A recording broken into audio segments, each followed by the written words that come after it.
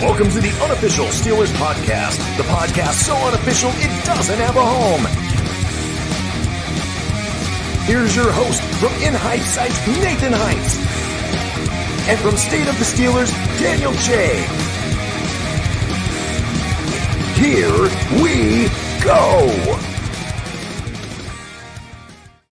What is up, everybody? Welcome back to State of the Steelers / the Unofficial Steelers Podcast. I got my buddy Nathan Heinz here again as a guest speaker on the show. He is the one-half host. Whoa, all over the place. He is the co-host and the one half of the Unofficial Steelers Podcast, which is with myself. That comes out typically on YouTube, both on my channel, State of the Steelers, and on Nathan's. His channel is called In Hindsight. Nathan, welcome back. How you doing, my man? Feels like it's been a really long time since we've been back on the platform doing this, so it's good to kind of make a return together here and kind of voice our opinions, discuss whatever is going to be discussed together here. Not doing too bad, man. Just cold every day. It just doesn't want to stop snowing. It's ridiculous. Yeah. It's finally getting kind of cold down here in Texas as well. We're supposed to be expecting some snow like Tuesday or Wednesday. So Yeah. it's a couple weeks back we were still in the 90s, not to be honest with you. So it's quite a bit of a change really fast and rapid. Mm-hmm. And kind of like the Pittsburgh Steelers season ending was pretty fast and rapid. Losing 5 of their last games, including one in the playoffs, against the Baltimore Ravens of all teams in Baltimore in the first round, one and done. I mean, my God, talk about a complete and total collapse.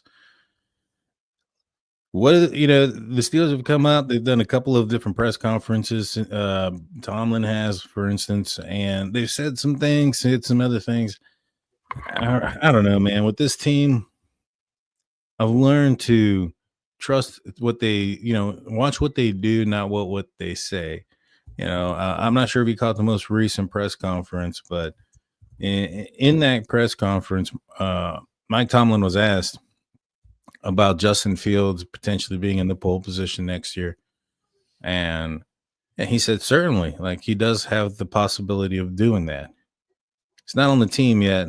Do you think that Justin Fields is going to be the guy starting next year? I actually did kind of want to discuss with you later in this show a certain kind of topic in a way, and this kind of relates into that. So to answer your question, it's do I think is he going to be a starter? Yeah. Do you think going into the 2025 season, 2026 season, that it'll be Justin Fields in the pole position, or do you think maybe it's going to be Russ? Do you think Russ is going to come back? Or maybe it's not even any of those guys. Where do you see the future of the quarterback room? Because this could be very well the second time in 2 years that the quarterback room gets completely redone. It's definitely, it's definitely possible. I'm going to say as of right now, I think Fields is going to be the person that has the lead to win that spot for next season. I think it makes the most sense, which is something, again, I kind of want to go into as the show goes on. But to start off, since we're starting off with this question, I think it makes the most sense for him to be the starter, or at least be the person that is getting the opportunity to win the job. And reason why is you have to be realistic here. The quarterback options going into next season are not there. They're not there. There's nothing interesting on the free agent market. The Steelers are not in a position to draft a quarterback in the first round when it's most likely only 2 are going to go. It's not to say they can't take one in the middle of the draft, just if there's somebody they like. But when you look all things considered, Justin Fields is 25. He has been here already for a season. He has things that he did that were positive. He has things that he did that were negative, but he sat for more than half the season. Mm-hmm. And I said going into the season, the best thing for him was probably to sit for a little bit, and he did. So the way it's going to be, as I see it, unless there's some drastic thing that happens, which would be some crazy trade that I don't see happening. The way I see it, it's going to be sink or swim next season. That's going to be it. And the best way to go about it, as we see where the situation with this team is, they've been going through quarterback after quarterback the last 4 years, et cetera, et cetera. So your best option is to either let Justin Fields swim, and you can see you have somebody and that he actually grew in more positive ways sitting, or number two, he doesn't turn out to be your future, and you're probably going to be sitting in the best position you've had in the draft for quite a while when the draft's out here as well. Yeah, That is a plausible, ahead. reasonable thing for their quarterback situation. And I think a lot of people are on board with that. And a lot of people have to feel okay if Justin Fields doesn't work out of possibly having a losing season and actually drafting a quarterback. Because next year's draft looks a lot more better than what you're getting this season. No, I don't disagree with you. There is Colin. Was it Colin Coward? He's come out with trade Pickens, trade Watt, get Shadir Sanders. Yeah, 2 first-round picks. He said that last year with Caleb Williams. Yeah. He said the same thing last year, and he's probably going to say the same thing next year with Arch Manning. But with Archie Manning, you may want to consider something to get up there and get that guy. I think he's going to be pretty good. I mean, he's got the wheels, he's got the arm, he's got the pedigree, so to speak. And I know he hasn't played a lot, but when he's gone in games, the guy's shown up. He's going to have a good season next year at Texas. He'll be a top pick. But that's the thing. If Justin Fields doesn't turn out, okay, not saying that you're going to win 3 games, but you'll probably be sitting in a position where you've probably have needed to be at for quite some time now, or that's been overdue to be. Yeah. And if you don't have a top 5 pick, but maybe you're somewhere there a little outside the top 10, you can always trade up. That is true. Have some nuts, make a move, trade up. You can look back at all the quarterbacks that have gone the last handful of years, and teams have traded up 10 spots, 15 spots to draft guys. Yeah, I think the Chiefs they moved up quite a bit to get Patrick Mahomes. But so when it comes to the quarterback room, then you're thinking that Justin Fields is probably the most likely guy to remain on the roster. From a realistic standpoint, yes. Yeah. So you don't think there's any chance that Russell Wilson comes back? There's always a chance, but I don't think he should. No.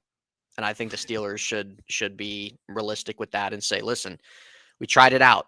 It did really good to start, but the wheels came off and it was not good. And you lost the last 5. He's going to be 37. And this is one of my main things with Russell Wilson. He's always been one of my favorite players. Always has. I loved watching him in Seattle. Very fun to watch. He's a great guy. He really is. But he's going to be 37 next season. And the fact that he only started 11 games and the last half of those 11 games, he already started to fall off. Imagine him in 17 games. Absolutely not. Absolutely not. It would have been ugly. Probably would have gotten benched if he had a full 17 game opportunity. So you've been there, you've done that, you've done the things with the you did the Russell Wilson experiment. And if it went better, he'd be here next year and he'd get a contract extension, but they need to go younger. They need to go offensive heavy this offseason and build around Justin Fields. And if he does well and you think that, hey, you know what, we actually might have somebody here and it benefited him well to sit for half the season, great. If not, you're going to get an opportunity in 2026 when the draft is out here to take a quarterback. And that quarterback, why I say that you need to spend some money in offense this offseason is because then that rookie quarterback, if you take one in 26, he will have guys already here. He will have guys already here. He will be set up in a way offensively with a offensive line that was shaky this year, but has promise. And you go out and you go get some guys, go get some skill players, go spend money there instead of your defense and set your rookie quarterback up in 26 for success if Justin Fields does not work out next year. See, my only thing about with it potentially being Justin Fields is this was the same song and dance that they were saying about Mason Rudolph last year. And they didn't give him a contract. And so, we had Rooney coming out there. We had Mike Tomlin coming out, talking gloriously about how Mason Rudolph performed at the end of the season, in which, I honestly thought he did pretty well at the end of the season. I thought if he actually played more games that year, he probably put the Steelers in a little bit of a better position that they were in last season going into the playoffs. But, we'll digress on the past. Because of those things, I strongly, I hear what he's saying, but I'm hesitant to believe that it's actually going to come true. Now, do I think that they're going to, would it be smart to completely overhaul the entire quarterback room again? Probably not. I mean, that just kind of sounds like you're trying to throw mud on the wall and see what sticks. Mm-hmm. And that does kind of seem what it's been. But, Yeah.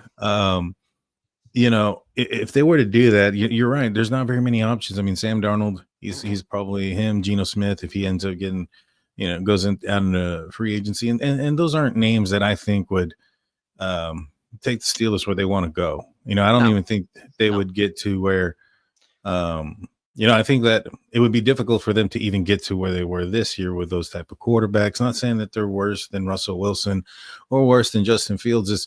I think that those quarterbacks, I think there's an aspect of getting figured out, right? So Justin Fields, he played well, and then towards the end of his starting games, week 5, week 4, week 6, he started to come down a little bit. He started to tear off. And then Russell Wilson comes in, and it's a different style. He's doing different things. Tendencies are being broken. And so that is affecting the game, right? Whereas as far as the defense is trying to figure out what they're going to do, it just took them a little bit longer for them to, because of the switch. But once they figured out Russ, I mean, look at that, 5 games in a row loss. And there were some games in between there that were a little bit concerning. I know that the Bengals game at home, that was one of the more impressive times. But,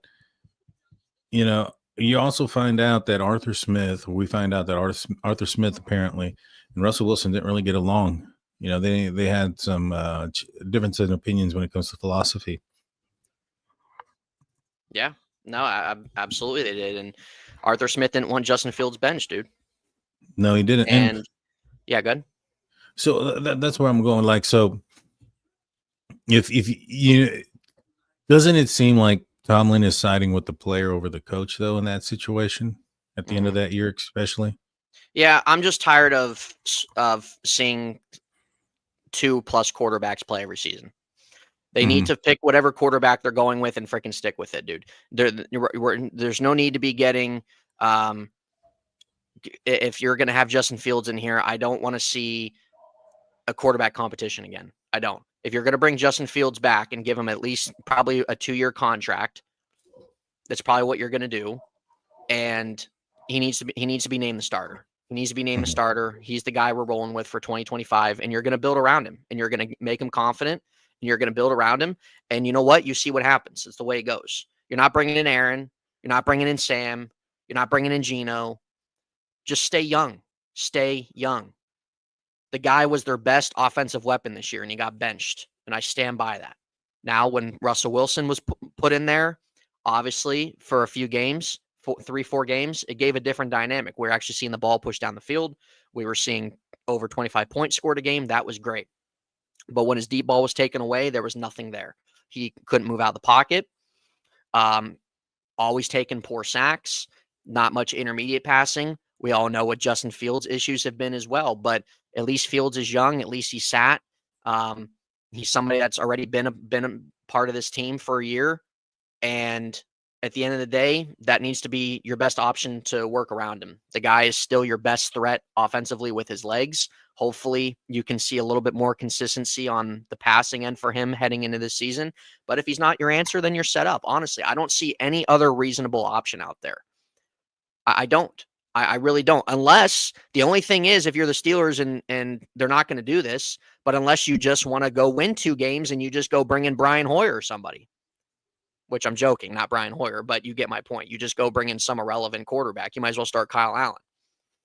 So your best option is to Daniel. You're muted, by the way, brother. But your best option is just to roll what you got with Justin Fields. He's been there. He knows the coaching. He even said himself he's tired of switching coaches. He's been through three different coaches out of 4 years. It's horrendous. Mm-hmm. So it's a crappy spot to be in. But that's the reality of it. The Steelers neglected drafting a quarterback to sit behind Ben for a year or two. They did not do that. Right, And but I still stand by that. That's something that should have been done. even if Justin Fields comes back, if you're Arthur Smith and you're saying, "Hey, I want Justin Fields," the Russ experiment comes out, he wins X amount of games, he ends up going, on this 4-game losing streak towards the end. In my opinion, he got figured out. He don't have a middle game whatsoever. It's either a home run ball or what did John Harbaugh say it was? With Russell Wilson, it's either a home run or a layup. There's no in between. A 3-pointer or a layup. There you go. There's nothing in between. And go watch the Cincinnati game. Yeah, defenses were starting to cue in on that. Check down city to Patterson, to Harris, to Warren. Right. Little concepts made up for Freiermuth there. That's what it was. And then hit some deep shots. But that's it. That's honestly it. And that's him at his point in his career. Now, Wilson was never really somebody that was an over the middle of the field type quarterback. But when he's 37 years old and his legs aren't really there much anymore, it hurts a lot. It really does. Because he was very good at making plays outside the pocket when he was in Seattle. But those days are long gone. That, and I feel like he holds on to the ball a little too much. He does. Like there's just times where he's just holding it on, and I'm just throw it away at that point, dude. Just freaking throw it away. Seriously, just throw it away. And a lot of times too, you can watch him, and they pointed this out with what game was it? It might have been the Bengals game at the end of the year. I can't remember, but it was pointed out. Maybe it was the Ravens game. I don't know, but the commentary team did a really good job pointing out. If you watch Russell Wilson in the pocket, and once that first read wasn't there, he was so uncomfortable, dude. He was so uncomfortable. His footwork was all over the place.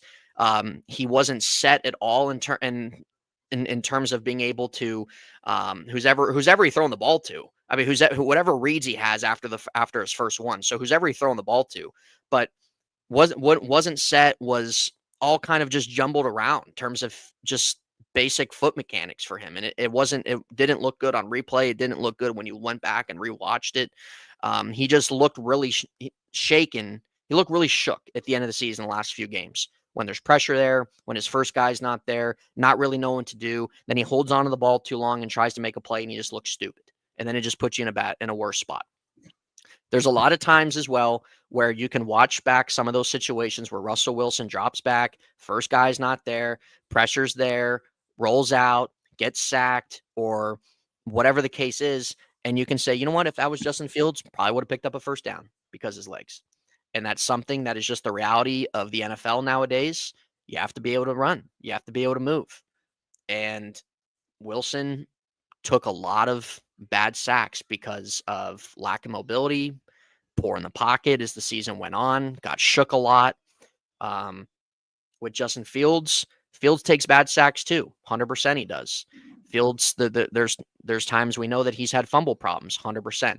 But the bright side with it is that there's a lot of times where Fields is going to get you out of those jams, and he did that the first handful of games of the season, and you saw that. So you have to take the good and the bad, and I'm going to take more of the positivity that weighs with Justin Fields than really what's left there with Russell Wilson. And outside of Russell Wilson's moon ball, there's not much there. That's it. I don't disagree with you, my man. I think that when it comes to Russell Wilson, and I think he's been figured out, and he doesn't have the ability to change his game so that way he can adjust it. Which I know a lot of people are saying, no to Aaron Rodgers or things of that nature. And I really wouldn't want Aaron Rodgers on the team either. No. But like somebody that can see over the field and can make the throws. Well, I don't think Aaron wasn't horrific. The last half of the season, Aaron was actually pretty reasonable. But again, with Aaron, I don't want a 42-year-old quarterback, dude. I'm over the age. You have to get younger. Aaron is not a good leader. There's always issues with him as well. And just over it. Just over it. At this point with where the Steelers are, just get younger, dude. Just get younger. Stop with the Band-Aids. And with Aaron, sure, he can see the field better. Sure, he has more, he hits the middle of the field. All those type of things. But with what we saw this year and the toxicity that was with the Jets, I don't want that over here. We have enough of that. Right. No, I wouldn't either. But what I'm saying is getting somebody that can hit and make the throws. That's definitely would be something I think that would be very beneficial for this team. I think that's why Mason Rudolph was as successful as he was towards the end of the season last year. And he's not a very mobile quarterback. I just think that he was able to see over the field. He's 6'5". He got over his happy feet. And I think that's what helped him in his career, towards the end of the career, his career here in Pittsburgh. Wilson's not a big guy either, man. I mean, how many times you see passes batted down? I get it, but what would you do if Steelers end up with Danny Dimes, Danny Jones? God, I mean, I'm just gonna claw my eyes out. just claw my eyes out. Probably just hope for at that point, like you're like, dude, just get 3 wins at that point. See, this is where I agree with a lot of what you're saying as far as there's just nobody out there to get. That's it. It's just the reality, dude. It's just the reality. And one thing, what I want to talk about real quick, since we're going to go about another 20 minutes here. What I was thinking about earlier today, talk on the show, was the Steelers. This isn't what you would do. This isn't what I would do. I know a lot of people have different takes on what they would do or like to see the Steelers do at this point. Because what they've been doing, it's not working. It's not clicking. Nothing's getting accomplished. Nothing. Honestly, dude, this season was a waste of everybody's time. It was a waste of everybody's time. They didn't suck enough to get a high pick, and they didn't. And then the other side, they didn't do anything in the playoffs. It was a waste of everybody's time. So, with that being said, the Steelers are running it back with Mike Tomlin, and we're just going to see maybe some coaching changes, whether that's the offensive line coach, different coordinators, who knows? We have to wait and see how that plays out. But to me, the Steelers are approaching again next season with, hey, we have to figure out what we're going to do at quarterback, but they're just going to add to the team. They're just going to add to the team, add to what they have. They're going to just try to make their team better and hope to make a little noise in the playoffs. And again, I feel like that's been their approach the last handful of years. So if you're the Steelers, from a realistic standpoint, Daniel, if you're the Steelers, realistically, what would you go about? What are some key things this offseason with how this season finished? Now, again, I'm not asking you what you would do as yourself. You have to have the mindset of the Steelers here, of Art Rooney, of Khan, of Mike Tomlin, the way that they do business. What is a realistic approach that you would like to see the Steelers do, given how they're probably going to operate this offseason in terms of just getting to where they need to be?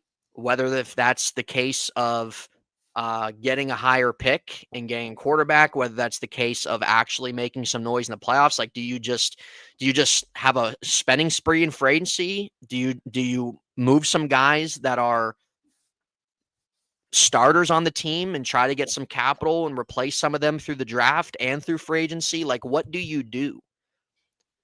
Yeah. And from a realistic standpoint, that's what I mean. Like, I want you to approach this question. What do you do with the same mindset that the Steelers have, with how you know they're going to approach this offseason? Because they're not tearing it down. No, I don't think they'll tear it down. Not at all. And I'll go into this. I'll give you the 3 or some key things that I think the Steelers will do, and also what they can do. I'm not sure if they will do them, but I think that they are realistic. That'll help out the team. But we're going to take a quick break real quick, and then I'll answer that question from you. Don't go anywhere. We'll be right back after a few words from our sponsors.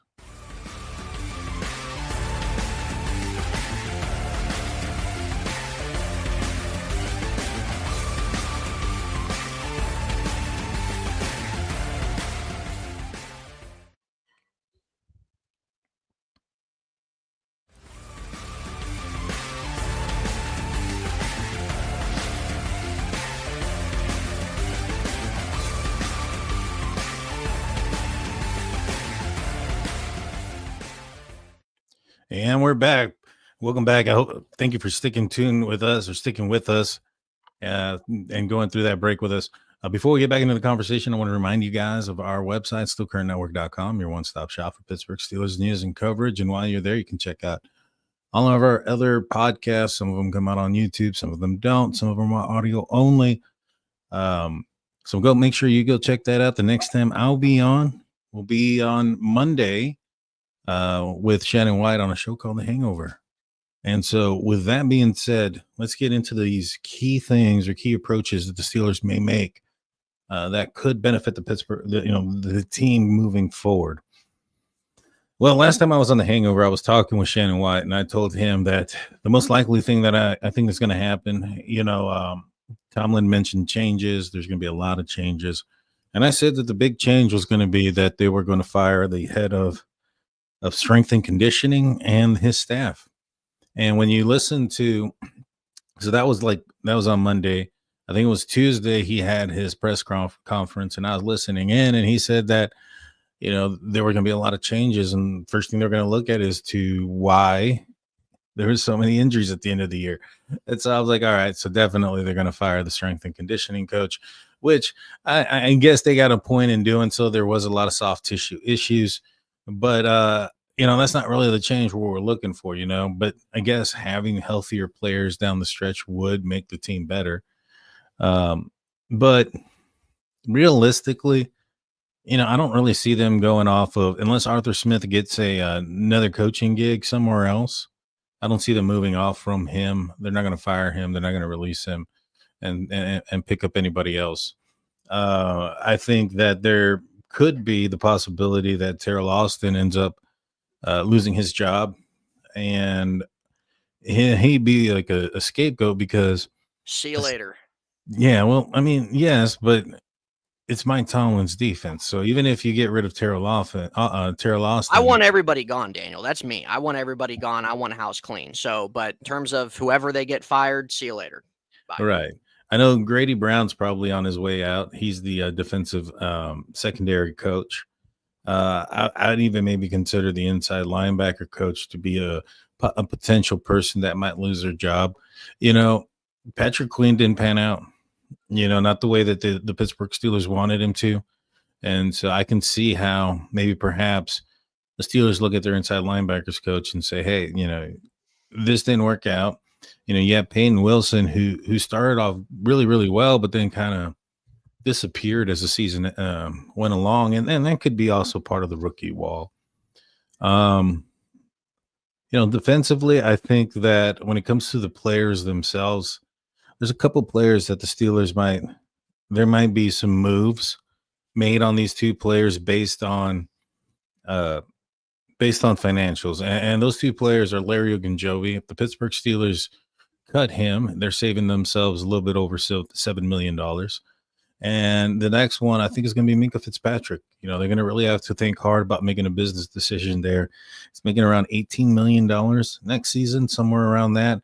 And he really hasn't produced with any amount of splash in the last few years. So, as much as I don't want them to move off of Minkah, I have a Minkah jersey. I have one autographed by him as well.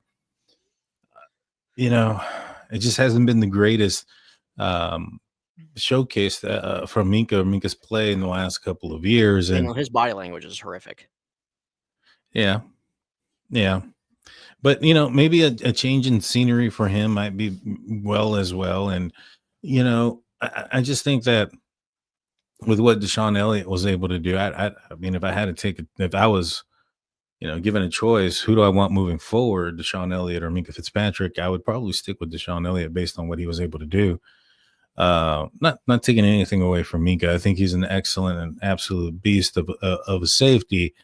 It's just it's not been there with the splash plays. Mm-hmm. And there have been some times where it appears that he's the one that's getting burnt in certain situations. Now, is it because he's taking a step back, or is it because he's trying to help out with other players that are new to the defense and trying to make sure that they're not getting killed at the same time? Either one may be possible, but I do think that you have to look at the amount of money that he's making and the production that's out there on the field and think to yourself, is it Is it worth it? You're gonna have to you're gonna have to pay some people. If you get rid of George Pickens, you're gonna have to pick up a receiver in the draft, but that's only half the problem. The entire problem this entire year was finding wide receiver number two. I know there's a lot of speculation out there that Higgins may be a huge target the Pittsburgh Steelers go after, but he's going to command some money. And then, if you stick with Justin Fields, you have to pay him too. Reports are there, 3 years, 90 million. 3 years, maybe 60 million For who? for Justin Fields, 20 million a year. I mean, you're going to have to allocate some money to the offensive side now. And, you're also going to have to, re-sign TJ Watt. I think you want to keep TJ. He's the heart of the defense. From what I understand, even though he kind of like tailored off a little bit as well towards the end of the season, from what I understand, he was significantly hurt. I think that ankle injury that he had sustained against the Eagles maybe during that short time, and then not really getting time to actually rest it and get off of it. It was hindering him. And so I think those are the moves that we're going to see. I think that offensively moves that we can see. I would like to see Pat Meyer gone. I'll be honest with you. The Steelers have had some offensive linemen that have gone other places and look, really good, if not formidable, like in, Dotson or even Green, for instance, when he's been able to play while he's healthy. Sayamalu has regressed, in my opinion. Broderick Jones hasn't lived up to what we were hoping he would be. And Dan Moore is somebody that they've held on to for far too long on the left side. And, I would assume and I would want that Pat Meyer be one of the guys that is gone. But honestly, I don't know, man. I don't think they'll get rid of anybody, to be honest with you, on the offensive side. I think Najee's not going to be back, and I think that I think you got to get. I think you have to separate. The Steelers have to really consider separating themselves from George Pickens. I like the ability, I like the talent, I like the potential, but as reports came out, he showed up an hour and 20 minutes late for the Christmas game against the Chiefs. And that's not the first time he's done that, apparently. I think his rookie year, I think I was listening to the was it Jersey Jerry and Steel Here podcast with Kevin. And they were talking about a time, I think it was his rookie year, maybe perhaps against the Jets, where he walked in like 25 minutes to kickoff or something with a bag of Twizzlers and said that his alarm didn't go off. Nice. But and I've heard some other podcasts where they were talking about some things that have happened in the past as well. And this is when I brought up, Tomlin taking, Russell Wilson's position over Arthur Smith, over his coach. It doesn't seem like that's the first time. There was a time apparently then where he basically let Marquise Pouncey run the offensive line, which isn't a bad idea. It's not a bad thing, right? He had his guys in order, but I think it was Arthur, was it Plume or something like that? Crumb. They basically had him sitting in the back. They were paying him. They wouldn't fire him. They wouldn't let him do anything. He was just sitting in the back of the room. And I don't know. I mean, they do say that Tomlin is a player's coach. Could he be too much of a player's coach? Maybe. I mean, what do you think about the response that he had for the reporter bringing up the Pickens crap? Oh man, I mean, Daniel, it was every other word. Yeah. Answer the question, Michael. Yeah. Jeez, dude. I mean, listen. I saw somebody talk about I don't remember who it was. I think it was Robert Golden. If you guys remember him when he used to play here. Yeah. I saw him on Twitter the other day talk about how much of a father figure Tomlin is and like these young guys who have all this money now. And listen, all that's great. But at the end of the day, you're running a football team too. And it's great to connect with your guys and where they can lean on you and stuff like that. And I do think that stuff is valuable and not just being a straight on X's and O's. Like you can still have a sense of reality with your team and with what's going on in whose ever life.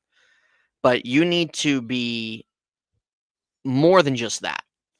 And that was Robert Golden's claim why they shouldn't fire Mike Tomlin, because this guy is such a leader of men. Okay, that's great.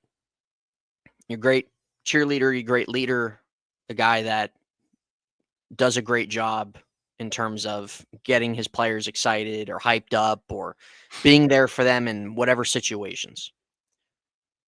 But what we're seeing is awful. And it's a lot more than a therapy session here. You're trying to win football games. It's a business at the end of the day. You're not competing with these higher teams in the AFC. So that's all great and dandy, as Robert Golden mentioned. And I do think that in sports, those are important things that coaches should have, different characteristics like that. But like what you said, Daniel, how much of that is really being overtaken by things that are more business, football, team-oriented, team-ran based in this locker room? Discipline, structure. Because from what we're seeing, just look at George Pickens. I mean, at least Antonio Brown was coming out every week. George Pickens doesn't. Mm-hmm. George Pickens is shedding tears on the sideline when he's not getting the football. I know. Then listen, I know Antonio Brown was a headache, but the guy came to play every single week. Mm-hmm. Every single week. George Pickens, on the other hand, this guy's not a top 10 wide receiver. It's great. There's great talent. There's exciting plays. There's potential. But at the end of the day, how much of it, like what Daniel said, is not being, I don't want to necessarily say controlled enough, but how much lack of structure and discipline is going on behind the scenes when you're being more player friendly or letting certain things go or not wanting to touch toes or not wanting to cross certain lines because you want to keep guys happy. Do you think that might be one of the reasons why they haven't got or hired a prominent offensive coordinator or defensive coordinator? You think it could be just mainly because of the micromanagement that Mike Tomlin does?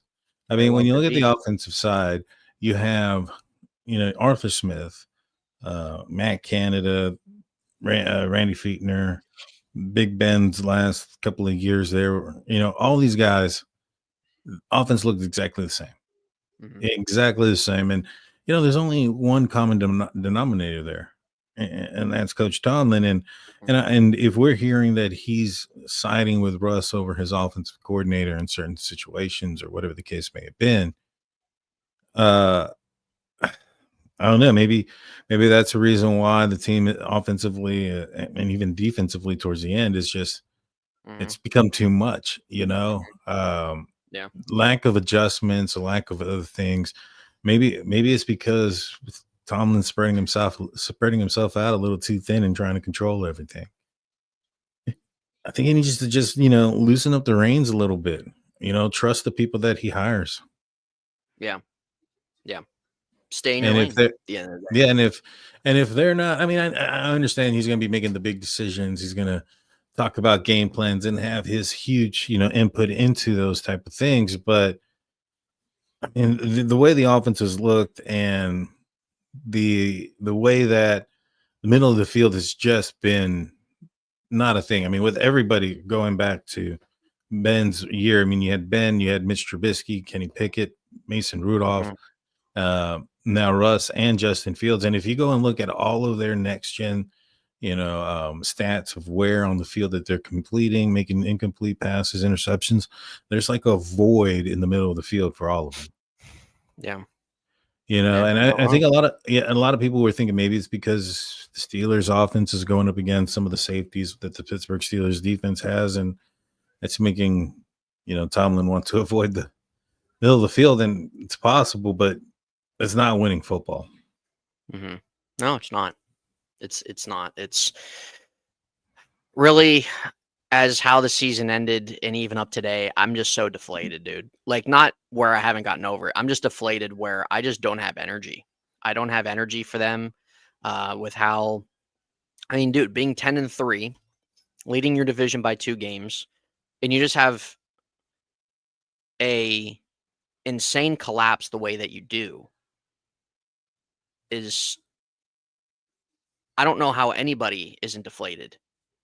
You're 10-3, right? Fans are energized, fans are excited, feels like a different team, a team they haven't had in a long time, putting up points, drop 5 in a row, bounced first round again. What got accomplished? Absolutely nothing. Yeah, and it was so bad. So this State of the Steelers episode goes out on Saturdays, and during the time where they had a game on Wednesday, game on Saturday, my episode didn't air. And so we went from 10-3, where I had my last episode. And I was talking about, like, man, we're gonna win the North, we're gonna do this. The very next episode I did, which was about 3 games later, we went from first place with our eyes on the prize, perhaps maybe even getting a first round bye if everything fell in order, to being in sixth place from one show to the next. It was so quick, and a lot of it was horrible, man. And when I went and talked, I was like, wow, how things have changed. And just to kind of touch back a little bit on the quarterback position, it seemed like Russell Wilson was going to be the guy going forward. I highly doubt that's going to be the case this time around. Yeah. But there's a lot of holes. I think the first thing that we all need to acknowledge is that there's so many players, or there's so many positions that are needed. I highly doubt that they're all going to be fulfilled in 1 year. No, it's not going to happen. Yeah, no, it's not going to happen. But I don't think any team's ever a complete team. You look at injuries, whatever teams do in the offseason, certain guys don't work out. I don't like the complete team term. I don't. Right, Every but there's some offseason, massive holes. There's a difference there are. between. Yeah, there are. Like, but that's what I mean, is that regardless of however many, because looking at going into last season, everybody was really excited about some of the moves they made in free agency and the overhaul of the quarterback room and their draft. And not that they were considered a perfect team. Obviously, the main thing was finding another wide receiver there. But outside of that, everybody was pretty satisfied with where they sat. Now we look into this offseason, and it looks like a complete mess. But every team in the league, come the offseason, regardless of if they have a successful season or not, always has holes. So now, like what Daniel said, is that with the way that this season ended and with what the Steelers are looking at heading the offseason, yeah, not all these holes are going to be filled. They're not. You have too many things to where I can't even speak. You have too many things to consider, and you have too many positions to maybe make certain decisions about, whether it be cuts, whether it be trades. It's not all going to be. But again, with the Steelers' mindset, they're not going to tear down. They're going to try and fill everything they possibly can to be a competitive football team and win in the playoffs this season. That's exactly what they're going to try and do. And to me, certain things just become insane because the Steelers have been running that approach for how many years now, and it's not working. It's not working. Nothing's getting accomplished. Nothing's getting rebuilt. We can look back at certain drafts that they've had and certain misses there, poor picks, different things like that. And what they're trying to accomplish, just it's not getting accomplished. It hasn't gotten accomplished in 6 years. So, or longer than that, 7 years, 8 years. So yeah, it's definitely not going to be filled. Not all these positions are going to be filled. There's still going to be certain areas of weakness heading into their season. So should we just expect another typical thing? Should we expect, hey, this might actually be a season of struggle and it might actually start to bring actual change? Or do they miraculously just find a way to be better than where they've been the last 7 years? I don't know. I don't have all the answers. And I don't think we're going to have some of these answers until free agency opens up and what the team looks like and everything.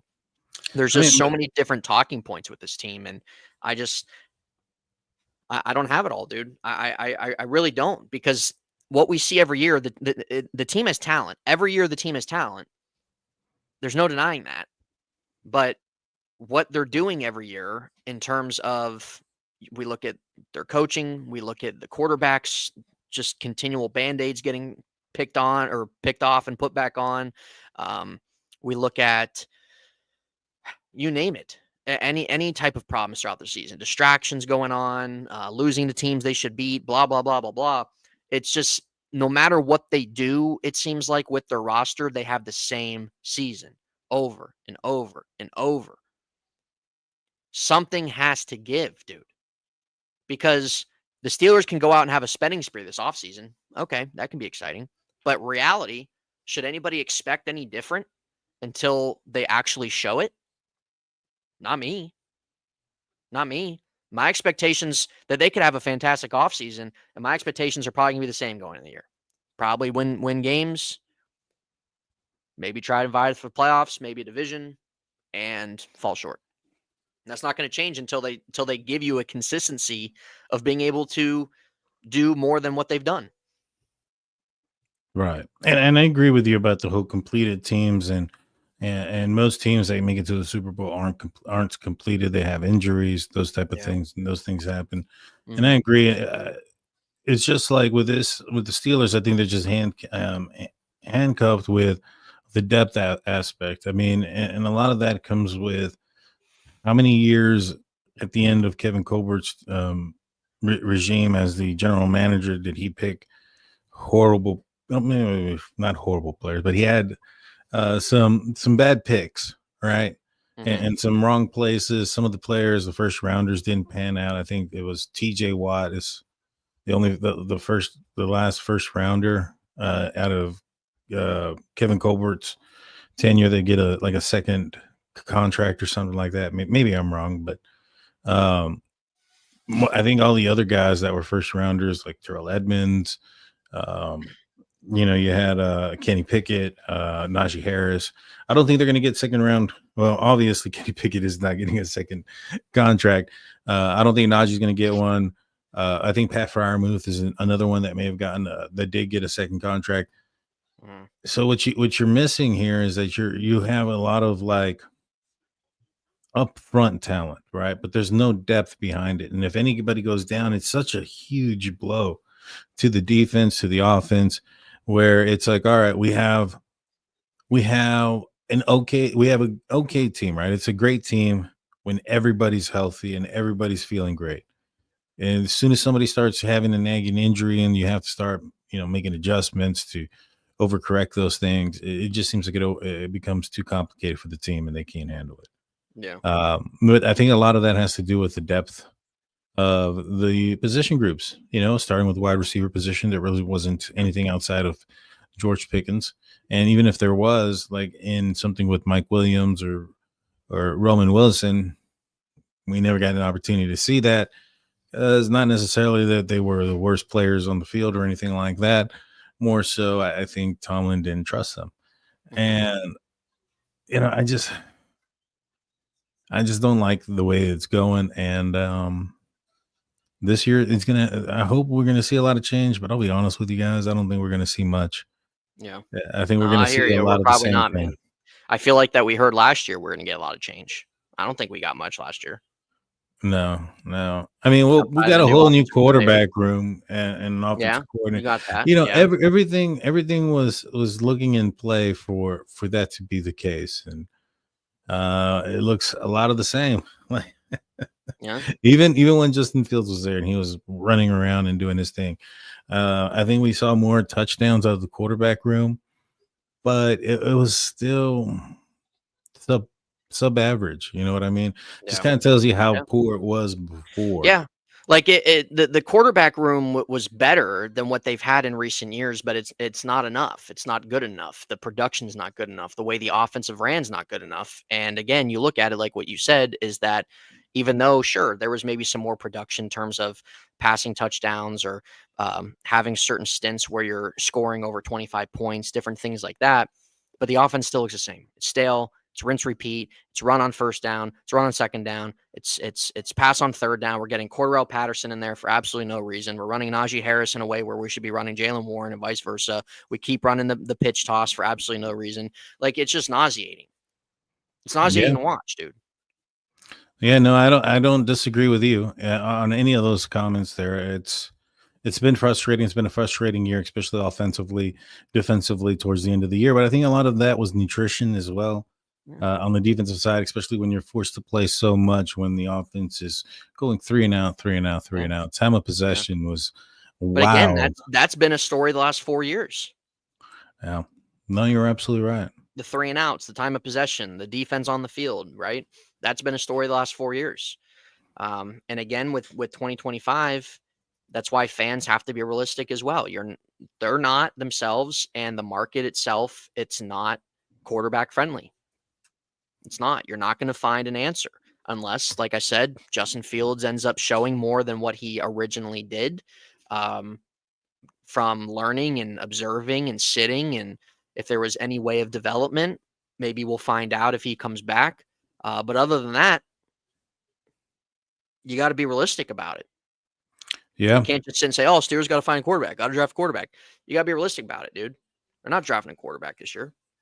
No, you're probably right. And, I think Tomlin made a statement at one point throughout this year. Was on a podcast where it may have been the one with Ryan Clark and the Pivot podcast, where he made the statement that when it comes to the quarterback challenges or the question when it came between Russell Wilson and Justin Fields, that it was a different type of quarterback competition this year, where he talked about in the past, he had to choose between two options that were unattractive.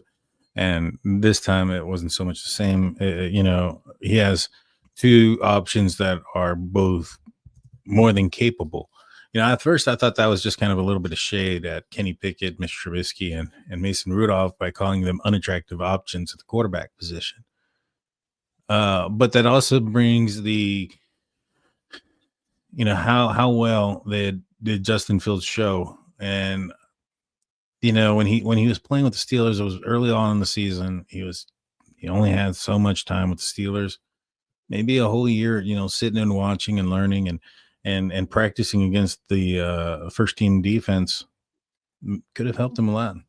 Yeah. Yeah. Well, No, it definitely could have, man. I think with where things are at right now, where we're at right now, we just have to really kind of see how things play in going into March with the new league year starting, when that starts, what moves the Steelers make between that time. It's deflating. It's disappointing. I know people are still pissed off, rightfully so. I know people are fed up, rightfully so. I think most of the fan base is, just because I think just most people are fed up just because it's tiresome. It's tiresome just seeing nothing getting accomplished, nothing trending in the right direction. Just really kind of being stuck in the middle there. You're not bad, but you're not good enough. And I think people would rather just see one or the other, honestly, at this point. I don't disagree with you. Well, at this time, we're going to be talking about and taking your questions, guys. Put them in the live chat. I know I've seen a few things earlier, and we'll be bringing those up. I want to bring up Steeler Lead first because he dropped in a $4.99 super chat. He said they need to do a better job of scouting receivers with quality talent, but even better character. I agree. Yeah. Thanks for being here, Steeler Lead. Appreciate your donation to the channel. Thank you. Yes, sir. Yes, sir. I definitely do agree that they would definitely need to do a better job of scouting the wide receivers at this point, as far as the character aspect goes. I think that, again, with the Pivot podcast and stuff like that, Mike Tomlin mentioned, not being afraid of coaching players and things of that nature, not running away from coaching, running to it. And, there's just sometimes when you have so many of these players that need that much amount of work, especially on their character and stuff like that. Maybe you need to run away from some of those players too. Yeah. Yeah. Believe me, I'm 100% on board. Again, that's another aspect that's just, it's tiring. It's very tiring to watch. 100%. Steelers fan comes in with a gifted State of the Steelers membership. Thank you so much, Steelers fan. our members, when I do other podcasts and stuff that are audio only, they usually come out a little bit early for the members. And so if you want to check out some of the content early and just support the channel, consider joining the membership. Let's see. Jared Devil, hope you're safe out there. He's out there in the California area. Yeah, He's I was gonna ask just how you were doing out there, man. So be safe out there, man, and hopefully there can be some type of resolution to everything out there here soon. yes, sir. He says it's been ashy around, but he's good. Thanks, everybody. Yeah. George T asks, is James Daniels coming back? I don't think so. You know, he had the Achilles tendon rupture. That's a hard thing to come back from. He is a guard, but he wasn't the most mobile of guards as it was. You know, I saw him during training camp a couple years back when Kenny Pickett was a rookie. And, you know, I just saw him with 2 knee braces on his ankles, and a bunch of other things. It looked like he could barely walk. I'm not gonna lie. He was just like, jeez, dude. Yeah. And I was like, man, that's a lot of stuff there. You know, now dealing with that. I mean, if he goes cheap, maybe. I mean, if nobody's picking him up, he becomes relatively inexpensive. He wasn't bad for the Steelers. I just don't know if he was in the right scheme and for the Steelers. Maybe even in the wrong position. I think he would have had much of a better career had he with the Steelers. That is, maybe if they would have put him at center instead of Kendrick Green all those years ago. What do you think? Do you think James Daniels is making a comeback? I could see something where if he lingers around and they want a little just some extra competition there, or just to kind of fill out some depth between him and McCormick and whoever they may draft. He shouldn't be high on the priority list though right now. And Jared Devil says probably sticking with McCormick, George Daniels, or McCormick, George Daniels contract is done. Yeah, I think. Well, yeah, James Daniels is going. I think he's going to be a free agent as of this off season, so he'll be able to choose where he wants to go. Yeah, you know, I do think they're going to stick with McCormick. Sayamalu, you know, he didn't have the best year, and this is when Afton comes in saying I could see Sayamalu leaving before Daniels. He didn't have the best year. He's up there in age as well. He had a pec injury, if you remember, at the beginning of the season. So I don't know how long that lingered around, but yeah, he didn't have his best season as an interior guard this year. Maybe perhaps, you know, having a rookie center and Dan Moore on the other side of you impacts your play. You know, there's always that possibility. What do you think about the guards? Do you think next year the guards are going to be Sayamalu and McCormick? Do you think there's going to be another face there? What do you think about the guard position? I don't think it would hurt to look at your options on the market. I think you're better off if you're going to more try to tackle something in the draft. I mean, you just drafted a center. You drafted McCormick last year, and you drafted Jones and Fontana, whatever, for over the last couple years. So I don't really necessarily see a need earlier on the draft to draft somebody. If you're going to try to bring a little bit more stability to your line, it doesn't hurt to look what the market looks like. If there's somebody there that's a little intriguing, I don't really know who's all on the list in terms of offensive guards on the free agency market this year.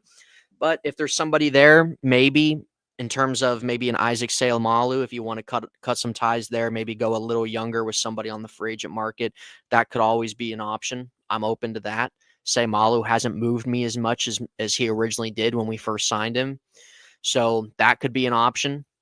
I think it's fine to give Mason McCormick year 2 as a starter there. I think if you're going to maybe look at an option there to fill out that guard position, I think maybe it would make more sense to go a little younger over Sayamalu, cut some ties there. If you can save a little money, look what the market looks like. If somebody's there, maybe you go that way.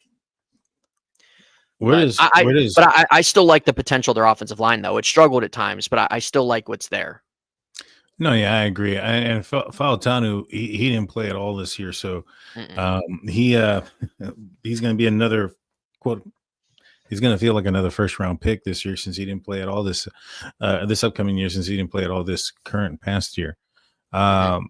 I think he's going to end up on the left side, man. I think Think Dan Moore is Broderick, going you're to be right. gone. I think Broderick will be on the right side. I think I got more Yeah, Dan faith. Moore's got to go. Dan Moore's got to go. Yeah, and it's crazy Enough's enough. because about 6-7 weeks ago, everybody's talking about how good Dan Moore was doing. Yeah, starting the season off, I think the first couple months, yeah, he was holding his own and looked like a guy that was. But again, the Dan Moore we all know and love came in the last handful of games, and we saw that, and it just enough's enough. The experiment's done. I'm I sure there's agree. going to be another team out there that's in need of a tackle that will give him a decent contract because seeing him as a 4-year starter with the Steelers, taking away whatever they take away from him, somebody else can give him a contract. It's time to move on. It's time to move with the 2 guys you drafted. I agree. Now there was some talk that if Isaac Seumalo's injury, the pec that he had earlier this year, and this was before Faletau's knee, I think it was like a full dislocation of his kneecap or something like that. Before that happened, uh, what was it? I think that they were going to consider moving him to the guard position for Isaac Seumalo if his injury was going to be season ending for Seumalo. I thought maybe there would have been the possibility that they keep Dan Moore and put Faletonu there at guard, but I think the tackle position it's much more important. It needs to be addressed. I don't know if I trust Broderick Jones on the left side as much as I haven't seen Faletonu, but from what I've heard and how he looked in training camp and things of that nature, he was looking sharp. He was looking like the best offensive lineman out there, and that includes Zach Frazier. And we all saw how good he was. So the bar's high for Faletonu. Where do you think he's going to? So you think he's going to be on the left side or the right, or Who? in guard? Faletonu. I could see them maybe try to keep him on the left side since Broderick Jones has been more right tackle last couple of years. I'm okay moving Broderick to left because I feel like that's what they originally drafted him to be. To me, I don't. You got to get rid of Pat Meyer 100%. You have to kind of reorganize your offensive line coaching because it hasn't been there the last handful of years. Guys aren't getting developed. You weren't moving the right direction. Well, you know what? Now you drafted guys. Now you drafted a center. You drafted a guard. You drafted 2 tackles. And Roger Jones' development hasn't quite been there. It's not all his fault. He's only, 22, 23 years old. He's still a really young player. So his career is not over at all. But they got to, first and foremost, they got to get their coaching right. Second of all, between those 2 guys, I'm not the most knowledgeable in terms of whoever plays better at whatever side because we didn't get to see Troy this year at all. Broderick's been more right side. I'm completely okay whatever would end up whatever seems stronger as we see this offseason go on. I'm good with rolling with whatever, but given that maybe Broderick Jones has been on right side, maybe they want to keep working with him on that end since he's been there the last couple years. Maybe you just see that he just sticks on the right side. It's always possible. Yeah. It's just that both Faletonu and Broderick Jones were both left tackles in their collegiate career. Faletonu, I think, is because of his height being one of the reasons why they may we're planning on changing him to the right side. Yeah, I mean, Broderick Jones just has too many inconsistencies, in my opinion. And if you have him on the left side, the blind side of the quarterback, that could lead to some issues. That's what I mean. They might just keep him at right tackle and try to work through those things. But you got to get your coaching, dude. Seriously. Yeah. Ever since Mike Munchak left, which was what, 2015, 2016, they haven't been able to figure it out. Yeah. Jaime says, I say draft another tackle and move Faletonu to left guard. Could you imagine 3 tackles in 3 consecutive years? I mean, they went throughout the entire Kevin Colbert regime as GM, which was like 20-something years, without drafting a tackle in the first round. And if they draft another one, that'd be 3 in a row. That'd be crazy. I don't think that's going to happen. Hey, what's going on? Here we go, show. Devin's in the house. How's that lawsuit, Devin? Wait, what? And I'm sure maybe he'll explain it to you, or he made a video about it. So Got you. Um, what position? Just kind of fast forwarding to the draft. If it were happening today, what position do you think would be drafted first that I round? would do, or I think they would do, Either or wide both. receiver. I think Wide wide receiver number receiver. one. Yeah, yeah. I think that there's I think there's a few guys in the first round that have a good chance to be there. I like that option just because depending what you do with George Pickens, but we know how much that's been needed. And I think it's very valuable if you would draft one early on and spend some money on one in free agency. And whether you deal George Pickens or if you let him ride out his last year, you don't resign him. Good deal. And I think wide receiver could be a high potential pick there. For me, Yeah. A lot of people like corner too. I was gonna say Do that. I'm thinking either corner or defensive tackle. Somebody up in the middle. Mhm. Keanu Benton, he's flashed, but I think he's playing out of position. He's they put him up there as a nose tackle, and he's not a Casey Hampton type of nose tackle. And so I think he's more of the maybe another Cam Hayward who also isn't a nose tackle. They do better as ends in between the guard and in between the tackle. Mhm. And I think that'd be a better place to see Keanu Ben. But I think that with Cam getting older, I think you're going to end up keeping Loudermilk. I think he's a free agent. I think he ends up coming back. Larry Ogunjobi's probably going to be a cap casualty. They're going to cut him with the amount of money that they owe him. Dude, I've never seen it with him, man. He when we first signed him, it was interesting, but to me, just didn't move me much last year and this past season. I mean, dude, what are we doing? He had what, 15 tackles and a sack and a half. I mean, just not enough, dude. Just not enough. I mean, he doesn't really get injured too much, but the production's just not there for me. Mm-hmm. Wow, I see what Devin put in the chat. That's crazy. Yeah. That's what I mean. That's why I asked him how that lawsuit was going. That's funny. Well, I hope you're all right, man, with that. Yeah, I mean, I think Daniel and I could agree with that. I think it's something to take a look at for sure there. Yeah, but either way, I think you're going to end up having to get a defensive lineman. Cornerback is another position I think you need to address. Slot corner isn't one you would address in the first round.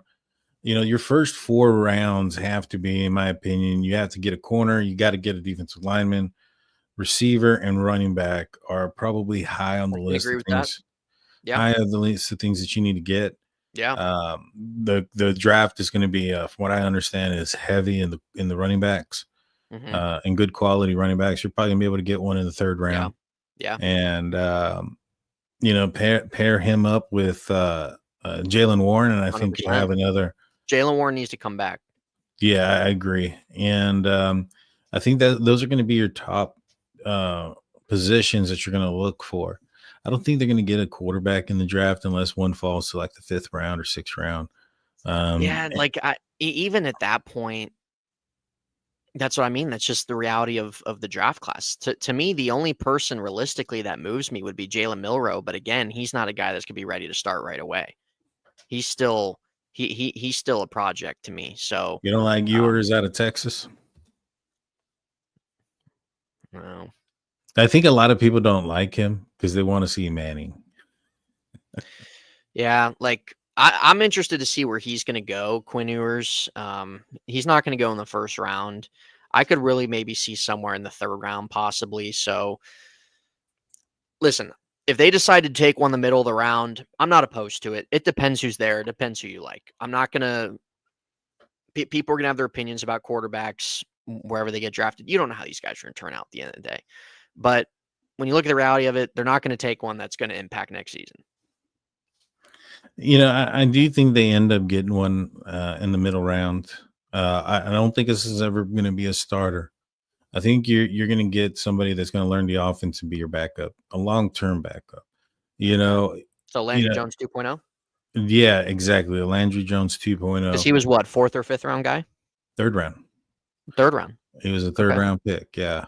And maybe it'd be crazy to get yours this year and then they get Manning next year. That'd be crazy. Yeah, both the Texas guys on there. My God. But their roles would be reversed, I think. Yeah. Yeah. Very quickly. Yeah. And so I wouldn't be opposed to him, yours per se, but I don't think they're gonna go. They're looking for somebody who's gonna be a starter for them, and yours probably goes in the first round just because of the. It doesn't matter what talent around quarterbacks are in. They'll get drafted. They're usually overdrafted because of the necessity and the hype or whatever the case may be. But if one fell as a backup, you have him on your team. If he sparks against your defense in practice, maybe you consider something. But it's a low risk, low reward, or maybe high reward if he ends up turning out. He could be a excellent quarterback. We've seen other quarterbacks get drafted 4th, 5th round, 6th round, and turn into something. So I think they do end up getting a QB in the draft, but it ain't going to be anything special in my opinion. And I really hope it's not Shador Sanders. I don't want to deal with that whole Coach Prime drama. And you won't have to worry, dude. He's going to go in the top 3. You think he'll be top 3? I've heard a lot of people say that he ain't going to get. This may be another year where quarterbacks are late first.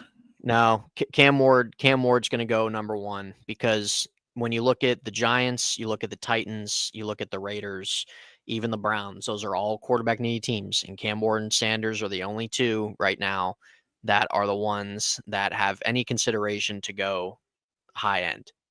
And those teams are definitely going to be taking 2 of them.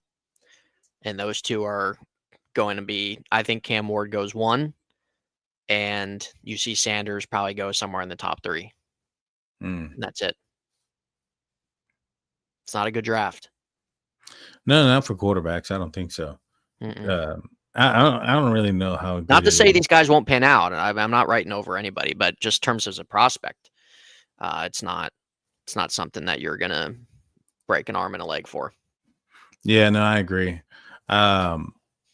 Which is like I said. I mean, I don't even know if next year's draft class is going to be any good or not. I just know that Archie Manning could come out. I mean, he may not come out. He may stay another year in college after that. But if he has a really, really excellent year or a Heisman year, it'd probably be in his best interest to go ahead and declare, because I think that his stock would be as high as it probably could or would be at that point if he ends up having one of those type of seasons. And if he doesn't, he's probably going to stay another year. So I can see, if he does a good job, that he may go into the draft, in 2026, and the Steelers are hosting that draft. It'd be really cool if they got their franchise quarterback at that draft. But take a lot to get him, in my opinion. If he ends up playing and balling out the way he has been when he's had his opportunities to get into the game, he's going to be like top 1. Yeah. So you got to give up the house if you even if that's even plausible at that point. But yeah, so well, that's gonna do it for us. Nathan, tell everybody where they can find you, man. Thank you and for hanging on. Yeah, no, it was good being back on here with you, man. You guys can find me at In Hindsight. That's where I have my own between doing our shows together, between Daniel and I on the Unofficial Series podcast, and between having my own content. You guys can find me there. I also have another podcast, Who Are These Guys? I do with Z, as you guys have seen him in the chat a handful of times. We put out a lot of different things. Recently, we put out stuff that's not really it's sports based, but it doesn't really have anything to do with kind of what's going on in the league. But we put out a handful of different things, sometimes gameplay, sometimes we talk about other stuff outside of sports. So you guys can find me there. You guys know where Daniel's at, State of the Steelers. Daniel, I don't know when we'll be back on. I think it's really going to come down to, because usually during the season, we usually do once a week. I know we kind of fell off there at the end a little bit with the holidays. You were busy. I was busy, things like that. Steelers were sucking. So not sure when Daniel and I will be back on in terms of our continual shows, because usually come the off season, it's usually sporadic just depending on signings or news, different things like that. So I'm sure there might be some different days, times between now and once free agency starts, where there's probably gonna be some news, firings, hirings, trades, maybe.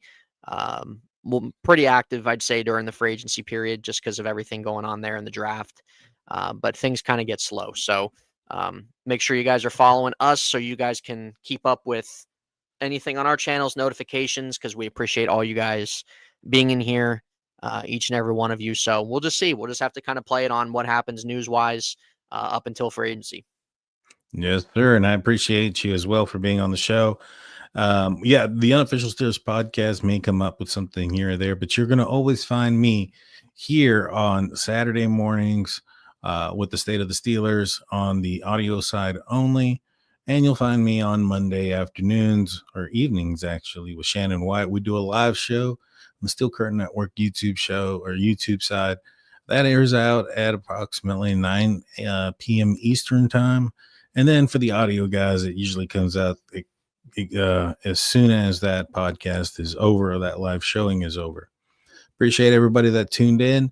If you're listening to this on an Apple or any other place, please give us a 5-star rating, like, subscribe, do whatever you do. With that being said, guys, we'll see you guys next time. Peace.